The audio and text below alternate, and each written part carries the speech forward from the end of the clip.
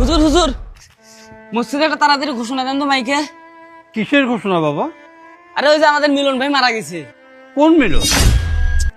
আরে ওই যে উত্তর পাড়ায় বাড়ি মিলন ভাই। ও, ওই সুদরু মিলনের কথা বলছো? হুজুর, লোকটা মারা গেছে, এখন অন্তত সুদখোর বলা বাদ দেন। যে লোকটা সুদকে তাকে সুদরই বলবো না তো কি বলবো? আর এই নামে যদি মাইকিং করা যায় তাহলে আমি মাইকিং করব। আপনার যা ইচ্ছা আপনি তাই বলে মাইকিং করেন, কিন্তু তাড়াতাড়ি মাইকিংটা করেন। আচ্ছা ঠিক আছে, তোমরা যাও, আমি মাইকিং করছি।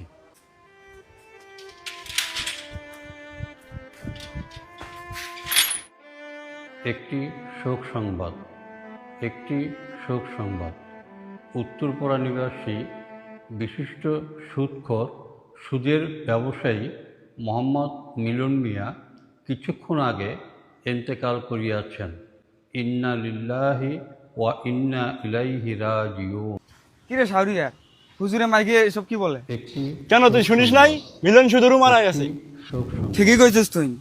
দুনিয়াতে বেঁচে থাকতে লক্ষ লক্ষ লক্ষ কোটি টাকার বাড়ি সম্পদ সবকিছু করে ফেলাইছে, আর এখন থেকে মারা গেছে। তারপরে হুজুরে কি বলতেছে এসব? আরে থাম, সুদ খাওয়া যে এত হারাম এটা তো আমাদের ধর্মে আছে, ঠিক আছে? ঠিক আছে। হুজুরে যে কাজটা আজকে করছে না, একদম ঠিক কাজ করছে, একদম একদম ঠিক উচিত কাজ। হয়েছে কাজটা। আরে সুদখোর, তোর মরার পরও শান্তি নাই রে, তুই আরো সুদ খা। মরার পরে তোর কবর যা তোর শান্তি হবি, আরো সুদ খাতেই থাক। কবর যা কত যে জ্বালা যন্ত্রণা, তারপরে বুঝবি যে কত সুদের জ্বালা। একটি শোক সংবাদ, একটি শোক সংবাদ। উত্তরপাড়া নিবাসী বিশিষ্ট সুদখোর সুদের ব্যবসায়ী মোহাম্মদ মিলন মিয়া কিছুক্ষণ আগে ইন্তেকাল করিয়াছেন। ইন্না লিল্লাহি ওয়া ইন্না ইলাইহি রাজিউন।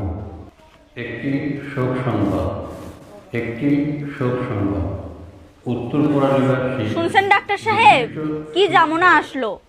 মসজিদের মাইকেও এখন সুদখোরের নাম ঘোষণা করা হয়।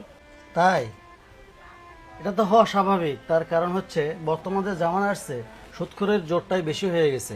এটা আসলেই মূলত বর্তমান সময়ে তুলে ধরা বেশি, বিশেষ করে বেশি প্রয়োজন। কই যায়?